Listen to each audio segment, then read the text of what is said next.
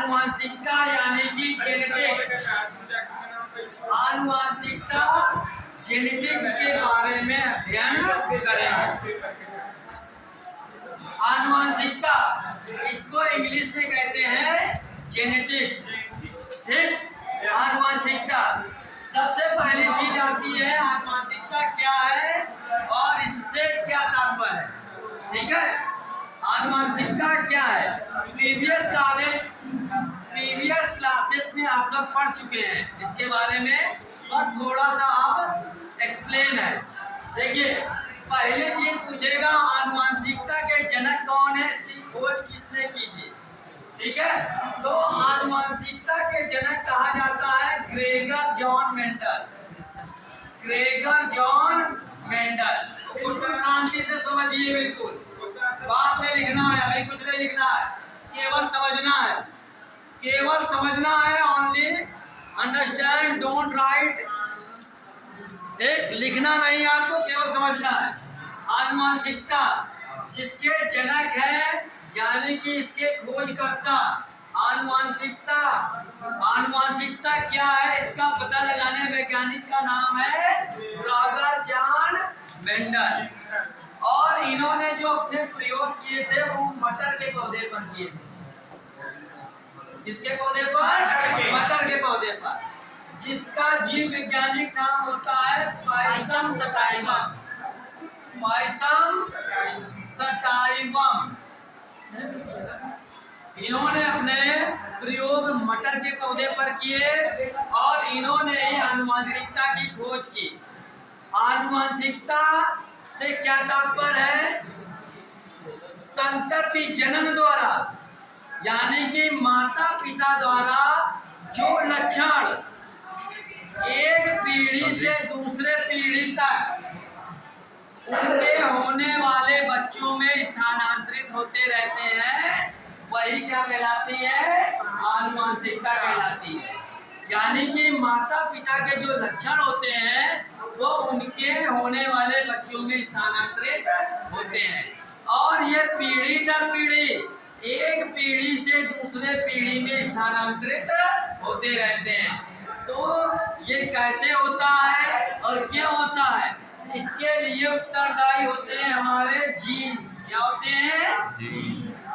Jeans. वो मत समझ लेना पहनने वाला जीन्स, डैमेज जीन्स। जीन्स एक शरीर के अंदर एक पाया जाता है। वही क्या होता है, जब माता पिता से उनके बच्चे होते हैं तो उनमें उनके गुण जाते हैं, तो उसका उत्तरदायी तो ये जीन्स होते हैं। और दूसरा नंबर होते हैं गुणसूत्र। क्या होते हैं? गुणसूत्र। और हमने बताया था मानव में 23 जोड़े गुणसूत्र पाए जाते हैं। कितने जोड़े? एक जोड़ी में दो चीजें होते हैं, वन पेयर में दो चीजें होते हैं, तो 23 जोड़े का मतलब हो गया 23 यानी कि 46। टोटल कितने हो गए? 46। कितने गुणसूत्र हो गए? 46। तो आपको पता चला आनुवांशिकता से क्या तात्पर्य है? जनक यानी कि जनन से, जनन संतति द्वारा माता पिता से जो लक्षण उनके बच्चों में पीढ़ी दर पीढ़ी स्थानांतरित होते रहते हैं, यही प्रक्रिया क्या कहलाती है? आनुवांशिकता। और ये लक्षण किस प्रकार के होते हैं? ये लक्षण आपके शेप और साइज यानी कि आकार और आकृति के हो सकते हैं। जैसे माता पिता में माता आपकी लंबाई में बड़ी है और पिता लंबाई में छोटे हैं, तो माता पिता के लक्षण उनके बच्चों में आ जाएंगे। लंबाई तो पिता पर चला जाए या माता में चला जाए। और दूसरा रंग रूप। क्या? रंग रूप, गोरा काला, इसमें भी आपका वो रंग रूप में भी होता है। माता के लक्षण आएंगे या पिता के लक्षण। और माता पिता के अलावा उनके बाबा दादा दादी के भी लक्षण आ सकते हैं। ठीक, पीढ़ी क्या होती है? जैसे कि हम लोग प्रेजेंट टाइम की पीढ़ी, हमसे पहले की पीढ़ी हमारे माता पिता, उनसे पहले की पीढ़ी बाबा वाली, फिर बाबा के पिताजी, उनके पिताजी, इस तरह से पीढ़ी दर पीढ़ी। और जनन क्यों आवश्यक हमको पता है ना। जनन, जनन माने, जनन का मतलब होता है अपने ही जैसे, अपने ही समान नए जीवों को उत्पन्न करना ही जनन कहलाता है। और ये क्यों आवश्यक है? अपने पीढ़ी को बढ़ाने के लिए, अपने वंश को बढ़ाने के लिए बहुत ही इम्पोर्टेंट है। अगर जनन की प्रक्रिया नहीं होगी तो वहीं से पीढ़ी खत्म हो जाएगी, वहीं से उसका वंश खत्म हो जाएगा। ठीक है। तो ना रंग रूप और आचरण, आचरण का मतलब हो गया स्वभाव। जैसे माता पिता में माता का स्वभाव गुस्सैल है या दयालुता का है, तो वो भी बच्चों में गुण आ जाते हैं।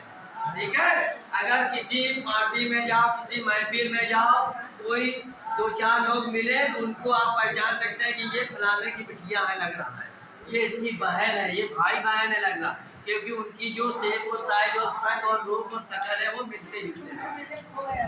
ठीक है। तो इससे हम उनका पता लगा सकते हैं। तो आपने क्या समझा? आनुवंशिकता क्या है?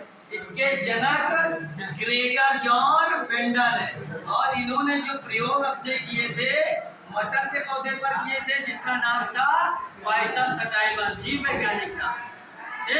प्रत्येक दुनिया में पाए जाने वाली जो भी आपके जीव है, चाहे प्लांट हो, चाहे एनिमल हो, चाहे जो, सबका एक जीव वैज्ञानिक नाम होता है। यानी कि आनुवंशिकता किसे कहते हैं? आनुवंशिकता से क्या तात्पर्य आया तो यही लिखना है। जनन संतति से या जनकों द्वारा जो लक्षण पीढ़ी दर पीढ़ी या जो गुण या जो लक्षण एक पीढ़ी से दूसरी पीढ़ी में स्थानांतरित होने की प्रक्रिया क्या कहलाती है? आनुवंशिकता कहलाती है। क्या कहलाती है? आनुवंशिकता। और इसका अध्ययन, इसकी पढ़ाई क्या कहलाती है? आनुवंशिकी। क्या कहलाती है? आनुवंशिकी। इसका अध्ययन यानी कि इसके बारे में पढ़ाई करना, इसके बारे में अध्ययन करना क्या कहलाएगा? आनुवंशिकी कहलाता है। तो ये समझ में आ गया होगा आपको। ठीक है। तो अगला नेक्स्ट।